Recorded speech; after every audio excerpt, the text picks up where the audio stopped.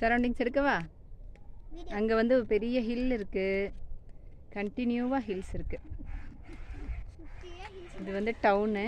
அதுக்கப்புறம் வந்து இது வந்து ஒரு ப்ளே கிரவுண்டு. இது வந்து ஸ்கூலு. இது வந்து ஆடிட்டோரியம், ஓப்பன் ஆடிட்டோரியம். இங்கே தான் வந்து ஸ்போர்ட்ஸு ஈவெண்ட்ஸ் எல்லாமே நடக்கும். ஃபுல் அண்ட் ஃபுல் வந்து ஹில்லுக்கு நடுவில் தான் நம்ம இருக்கோம்.